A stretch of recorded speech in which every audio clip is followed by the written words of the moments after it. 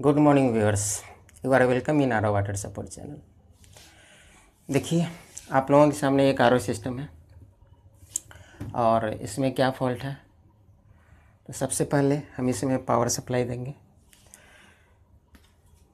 Water supply मैं इसको दे चुका हूँ। पावर सप्लाई देकर दिखाते हैं आपको।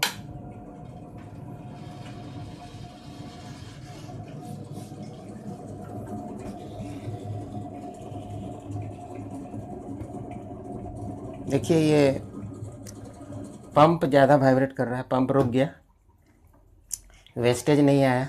क्या कारण हो सकता है? थोड़ा सा आया, इतना देर में थोड़ा सा आया और ये ऐसे भी देखने में लग रहा है जैसे डायरेक्ट है। और इससे अजीब टाइप का आवाज़ जो है कभी कभी आ रहा है, काफ़ी धीरे से, लेकिन पंप नहीं चल रहा है। सबसे पहले हम इसका पावर सप्लाई डिस्कनेक्ट कर देते हैं। मैं इसका कॉर्ड निकाल दिया और इसका हम कवर खोलते हैं। वीडियो लाइक करना, कहीं भूल नहीं जाना कहीं, ओ मेरे व्यूअर जाना नहीं मुझे छोड़ के, दिल तोड़ के। कमेंट करना, कहीं भूल नहीं जाना कहीं, वीडियो शेयर करना, कहीं भूल नहीं जाना कहीं। देखिए, कवर खुल चुका है और आखिर में पंप क्यों नहीं चल रहा है? ये देखने से तो लग रहा है कि अंदर में लीकेज था और ये लीकेज पंप के ऊपर जो प्रेसिपिटेट जमा हुआ है, इससे लग रहा है कि जैसे इसका हेड लीक किया हुआ होगा। तो थोड़ी देर के लिए कभी कभार होता है क्या है कि पंप चलता है, रुकता है, तो उसका एसएमपीएस का भी फॉल्ट हो सकता है।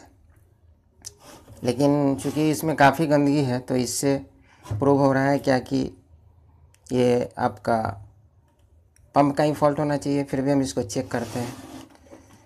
तो पहले एसएमपीएस को चेक करेंगे। एसएमपीएस को चेक करने के लिए एक तो है क्या कि ये आपका जो माइक्रो स्विच होता है, इसको आप डायरेक्ट करके भी चेक कर सकते हैं। चलिए, तो सबसे पहले हम इसको डायरेक्ट कर देते हैं। कभी कभार माइक्रो स्विच के अंदर का जो पत्ती है वो कार्बन से काफ़ी रस्टेड हो जाता है या जल जाता है, जिसके कारण भी आपका आरओ ऑन सही से नहीं हो पाता है, ऑन ऑफ होता है। कभी कभी पंप में फॉल्ट होता है, कभी कभी एसपी के फॉल्ट के कारण भी होता है। अगर एसपी का कॉयल अगर शॉर्ट हो जाए तो उसके कारण भी होता है। कभी कभी आपका जो ये यूवी चॉक है, अगर इसके अंदर शॉर्टिंग होगा तो उसके कारण भी होगा। कभी कभी एसएमपीएस के अंदर भी फॉल्ट होता है, उसके कारण भी होता है। तो इस तरीके से कई तरह का कारण हो सकता है। देखिए, इसमें पाइप लगाया हुआ है और काफ़ी टाइट है, कोई लूज कनेक्शन नहीं है। कभी कभार जब मेरे पास कैप नहीं होता है, इस टाइप का जो कैप है इसमें लगा हुआ, इस टाइप का कैप नहीं होता है, या जो इलेक्ट्रिसिटी का जो टेप होता है, अगर वो मेरे पास नहीं होता है तो मैं यही करता हूँ, मैं इसको डायरेक्ट कर देता हूँ। तो मैं तो इसको भी खोल रहा हूँ। पहले मैं आपको ये चेक करके दिखा दूँ कि बिना इसको खोले हुए यदि आप इसको डायरेक्ट कर दिए, चूँकि इसमें एसी सप्लाई है, इसको मैं इधर निकाल करके आपको दिखलाता हूँ। इसमें वायर में एक कॉर्ड से कनेक्शन किया हुआ है, तो इसमें एसी सप्लाई है। इसको हम अपने नंगे हाथों से छू नहीं सकते हैं, ग्लव्स वगैरह पहने हुए नहीं हैं। इसमें करंट होगा, तो देखते हैं पहले इसको। देखिए, एसएमपीएस में तो करंट आ रहा है। इसके अंदर जो इंडिकेटर है वो शो कर रहा है कि एसएमपीएस सही है।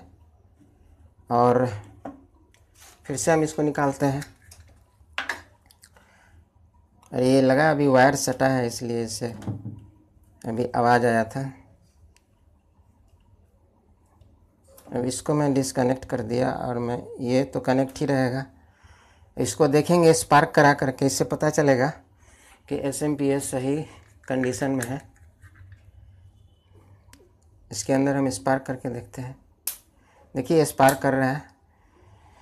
इससे प्रूव होता है कि SMPS सही वर्क कर रहा है। और इसका जो कनेक्शन होता है UV का, ये तो आपका डिसन ब्रांड का है। ये सही है कि नहीं इसको चेक करने के लिए एक तो इसमें इंडिकेटर नहीं आ रहा है, और कभी कभार ऐसा भी होता है कि इंडिकेट नहीं कर रहा हो और इससे DC का सप्लाई हो रहा हो, तो वैसे भी अब देखा जा सकता है। तो उस ढंग से अगर चेक करना है तो हमें देखना होगा कि इसके अंदर का ट्यूब का क्या पोजीशन है। इसको मैं देख लेता हूँ।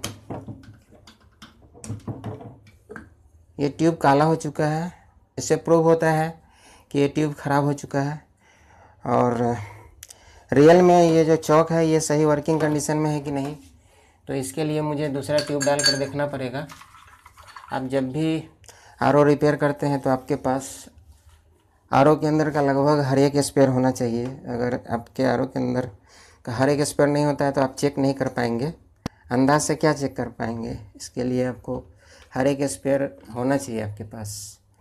ऐसे आप UV रे अगर बाहर चेक करते हैं, UV लैंप, इसको UV लैंप भी बोलते हैं और UV का ये जो ट्यूब है ट्यूब भी बोलते हैं। ये जो वाइट कलर का वायर है मैं इसको इधर राइट साइड में रखा है और इसको इधर भी, और ये AC से जलता है और इधर कनेक्शन है ही। तो मैं देखता हूँ पावर सप्लाई देकर किस आता है कि नहीं। और इसको देखना नहीं चाहिए नंगी आंखों से, ये आंखों को नुकसान पहुँचाता है। देखते हैं लगाकर। देखिए इससे लाइट नहीं आया। इससे प्रूव होता है क्या कि इसका जो चौक है वो भी ख़राब है। मैं कॉर्ड फिर से निकाल दिया है और मैं इसको फिर से रख देता हूँ इसमें। ये मेरे पास फिलिप्स का ट्यूब है, ये 11 वाट का होता है। और चलिए इसको बाद में अच्छी तरीके से रख देंगे, टाइम वेस्ट नहीं करते हुए हम आगे बढ़ते हैं। तो ये चेक हो चुका है कि ये UV चौक जो है ये काम नहीं कर रहा है, साथ में इसका ट्यूब भी फ्यूज हो चुका है। और आगे मुझे इसमें अब क्या चेक करना है, SV चेक करना है। तो SV के लिए मुझे SV से कनेक्शन देना होगा। इसको सिर्फ SV इसको हम सेपरेट चेक कर लेते हैं। सिर्फ SV से पावर सप्लाई देते हैं इसमें। SV को पावर सप्लाई देंगे और इसका जो SV का जो ये आउटपुट है वो नीचे की तरफ है जो पंप में गया है। उस पाइप को भी मैं निकाल लेता हूँ ताकि मुझे पता चल जाए कि ये सही अवस्था में है कि नहीं। हम एक दूसरा पाइप ले लेते हैं। मेरे पास एक पाइप है और मैं इसमें लगाता हूँ। SLX का SV है। जनरली SLX का SV इतना जल्दी ख़राब नहीं होता है, फिर भी चेक करते हैं। पावर सप्लाई देता है तो जनरली पंप आपको ये जो SV है उसके कारण भी ख़राब हो जाता है। देखिए ये पानी तो आने लगा, यानी कि SV सही वर्क कर रहा है। और इससे एक और जो है प्रूफ का आशा मिल गया कि ये SMPS सही वर्क कर रहा है। इसको बार बार ऐसे स्विच ऑन ऑफ करके देखना चाहिए। कभी कभार SV पानी आपको देता है, यानी कॉइल कभी काम करेगा और कभी कभार फेल हो जाता है। आखिर में पंप खराब होने का कारण क्या है? देखिए बंद हो रहा है। मैंने 2 बार इसको स्विच ऑन किया, 3rd बार बार बार इसको देखना है ऑन ऑफ करके। और ऑफ होने के बाद एक एक बूंद भी पानी नहीं दे रहा है, यानी बिल्कुल SV अपने सही अवस्था में वर्क कर रहा है। तो SV सही है। पंप में प्रॉब्लम है। इसको हम सिंगल चेक किए एसबी का, उसी तरह से हम अभी पंप को भी सिंगल चेक करेंगे, ताकि अगर कोई शॉर्टिंग होगा तो पता चल जाएगा। एक साथ चेक करते हैं तो फॉल्ट सही से पता नहीं चलता है, इसलिए अलग अलग चेक करना चाहिए। ये रेड वाला वायर है, ये वाइट वाला वायर है, यानी कि ये जो पॉजिटिव मान करके हम इसको ऐड किया, और ये है ब्लैक कलर का वायर। और फिर से हम देखते हैं ऑन करके, कॉर्ड से फिर से हम इसको अटैच करते हैं। देखिए कुछ नहीं हुआ। ये पंप उस समय थोड़ा हिल भी रहा था, अभी हिल भी नहीं रहा है, यानी कि पंप लगभग डेड हो चुका है। और रियल में ऐसा है कि नहीं, उसके लिए तो पंप को खोल करके देखना पड़ेगा। तो पंप को खोलने का इंतज़ाम करते हैं। पहले हम इस वायर को डिस्कनेक्ट कर दें, और ये सब इधर मैं कर दे रहा हूँ, जगह बना लेता हूँ। और ये कॉर्ड को भी मैं, ये जो है यूवी का जो ये डीसी वायर है 11 वाट का, उसको भी मैं डिस्कनेक्ट कर दिया। अब मैं इस पंप को खोल लेता हूँ। इसमें से मुझे पहले तो ढीला करने का इंतज़ाम करना होगा। इसमें से मैं सही नाप का ये ले लेता हूँ, ड्रिल, ये बिट ले लेता हूँ। पहले तो हम इसको ढीला कर लेते हैं, आखिर में इस पंप में क्या हो गया देखना चाहिए।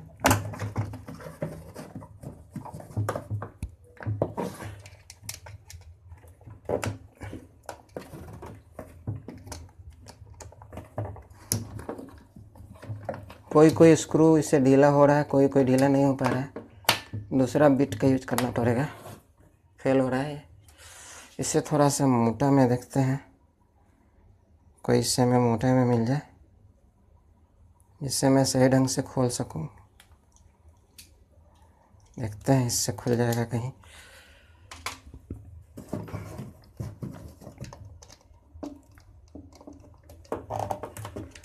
ये ढीला हो चुका है, ये भी ढीला हो गया, और ये भी हो गया, ये भी हो चुका है ढीला, ये भी ढीला हो गया। ये नहीं हो पा रहा है, चलिए ये भी हो गया। अब मैं अपना स्क्रू ड्राइवर ड्रिल मशीन का यूज करता हूँ।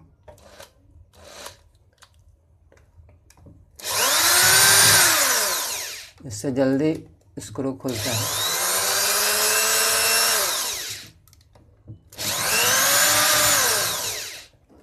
क्योंकि स्क्रू बहुत बड़ा होता है ना थ्रेड के अंदर, इसलिए अगर ड्रिल मशीन का यूज करेंगे तो जल्दी खुल जाएगा।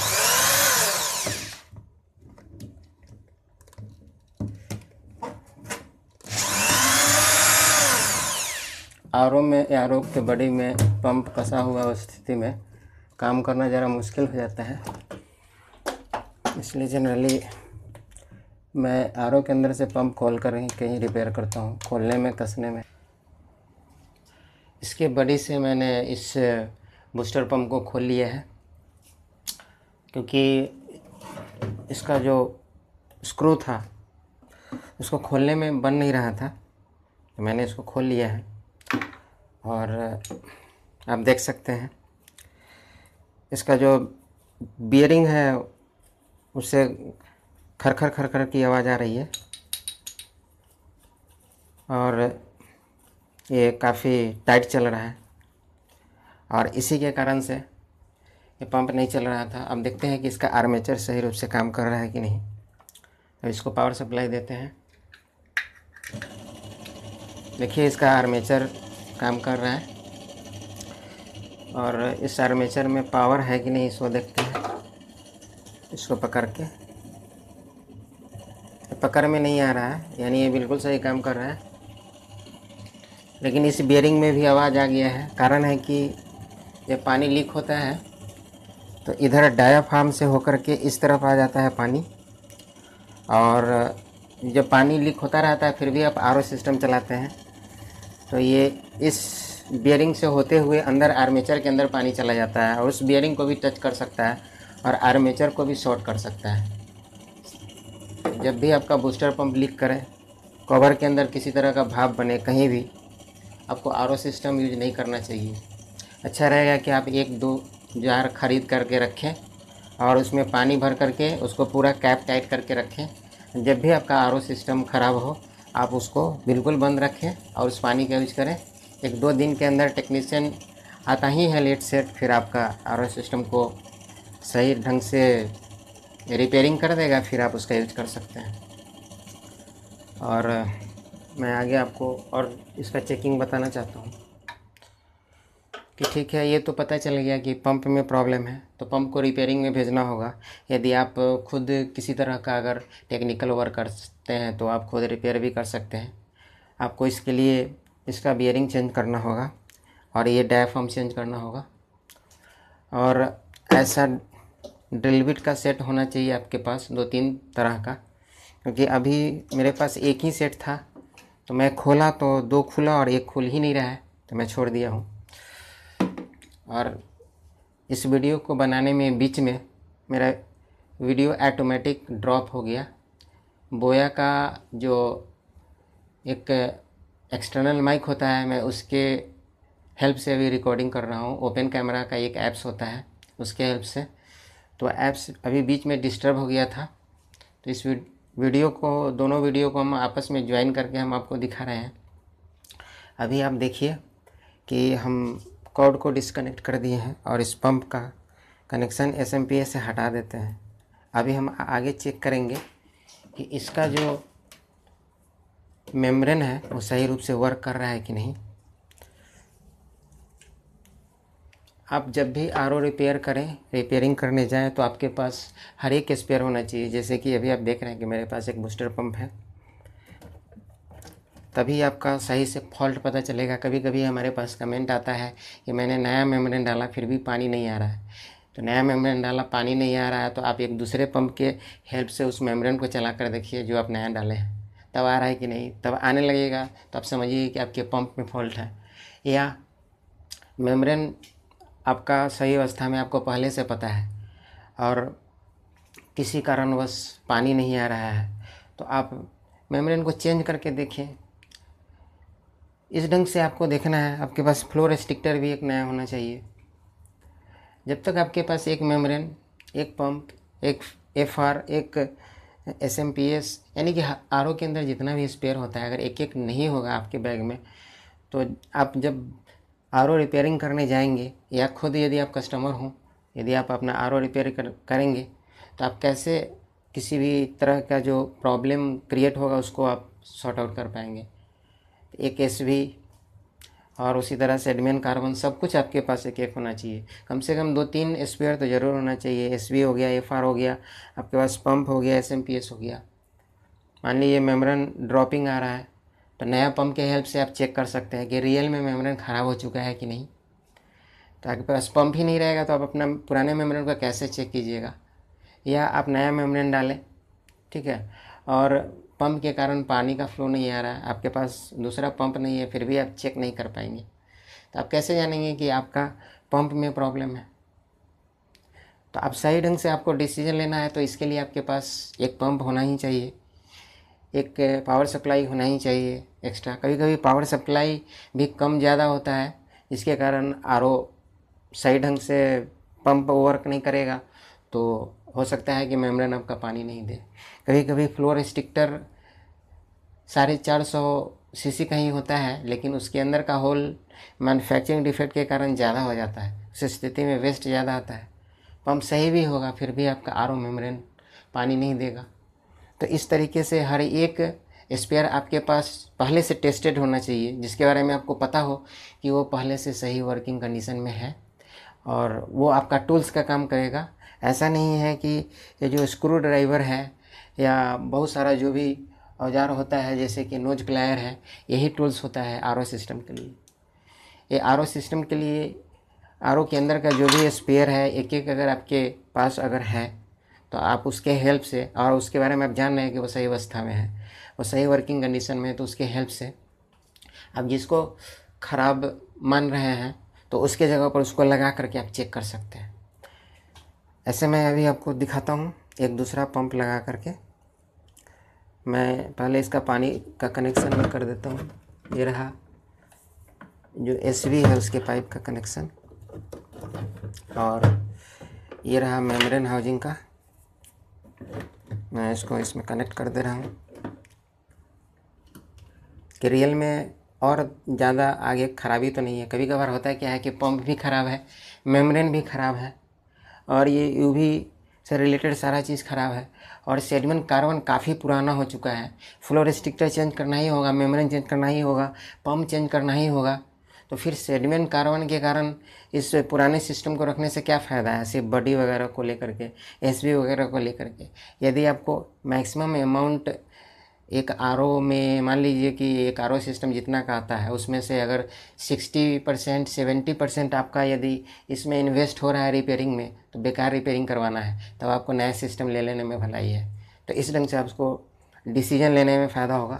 तो मैं अभी पूरा आरओ सिस्टम चेक नहीं किया, अभी मेम्ब्रेन चेक नहीं किया, फ्लो रेस्ट्रिक्टर का क्या पोजीशन है चेक नहीं किया, मेम्ब्रेन का फ्लो कैसा है, मेम्ब्रेन का टीडीएस मेंटेन है कि नहीं, ये सब चेक नहीं किया। तो अभी मैं अब उसको चेक करके आपको दिखाता हूँ। तो अब एसवी और ये जो पंप है उसका वायर का मैं कनेक्शन कर दे रहा हूँ। ये मैं जो एसएमपीएस है मैं उसके साथ कनेक्ट कर दिया, और एक और वायर है मैं इसका भी कनेक्शन कर दे रहा हूँ। और यहाँ पे मैं एक ग्लास लगा लेता हूँ।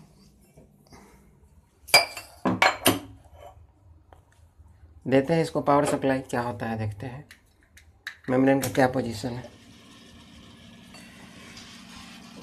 देखिए ये रहा, इसमें केंट का 550 सीसी का फ्लो रेस्ट्रिक्टर लगा हुआ है। ये तो वेस्ट आने लगा, अभी प्योर नहीं आ रहा है, प्योर भी आना चाहिए। वेस्ट का रफ्तार बिल्कुल सही है, प्योर का रफ्तार देखना है कि उसके हिसाब से सही है कि नहीं।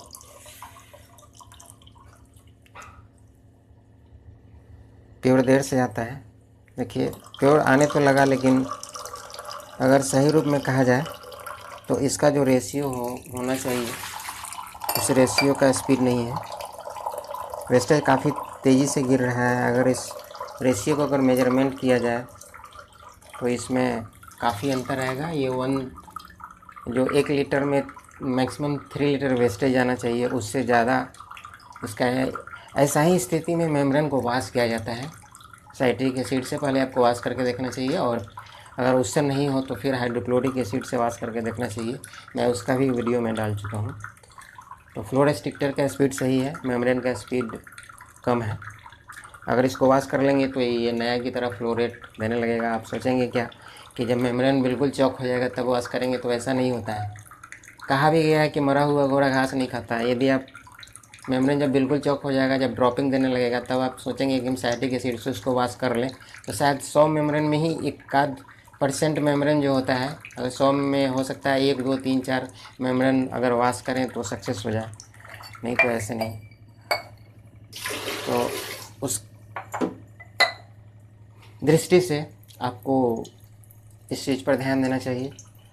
अब मैं देखता हूँ कि एक तो फ्लो रेट इसका कम है, टीडीएस मेंटेन है कि नहीं, तो मैं इसको चेक करता हूँ। इसका टीडीएस मैं ऑन कर लेता हूँ इसको। टीडीएस भी ये ज़्यादा दिखा रहा है, अभी 136 के आसपास दिखा रहा है। मैं आपको नज़दीक से दिखाता हूँ। मैं कैमरे के पीछे आ जाता हूँ, मैं फिर पीछे से देखता हूँ, हो सकता है आपको दिखे नज़दीक से। ये टीडीएस धीरे धीरे कम भी हो सकता है।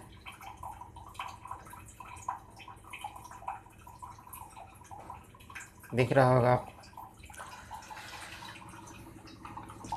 अगर कम नहीं होता है, यदि मेम्ब्रेन को अगर वॉश कर दिया जाए तो बिल्कुल कम हो जाएगा।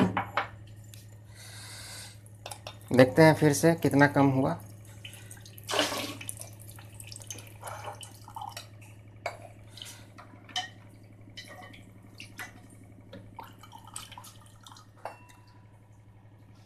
थोड़ी थोड़ी देर चलाने के बाद पता चल जाता है। इसका TDS कम होकर के 108 पे आ गया है। हो सकता है धीरे धीरे इसका TDS जो होना चाहिए उसके हिसाब से हो जाए। तो इस तरीके से आपको प्रॉब्लम RO के अंदर जो भी होता है उसको आपको चेक करना चाहिए। कभी कभार क्या होता है कि RO में सब कुछ सही होता है और RO ऑफ हो जाता है, तो उसका भी चेकिंग आप देख सकते हैं। ये जो आपका जो ये माइक्रो स्विच है, कभी कभी उसके अंदर रस्टिंग हो जाता है, तो इसको अगर आप थोड़ा सा इसको स्क्रू ड्राइवर की हेल्प से अगर इस ढंग से अगर आप दबा कर देखेंगे तो उससे पता चल जाएगा कि ये सही कंडीशन में काम कर रहा है कि नहीं। इससे आपको इस ढंग से, यानी कि इसका जो माइक्रो स्विच है वो सही ढंग से काम कर रहा है।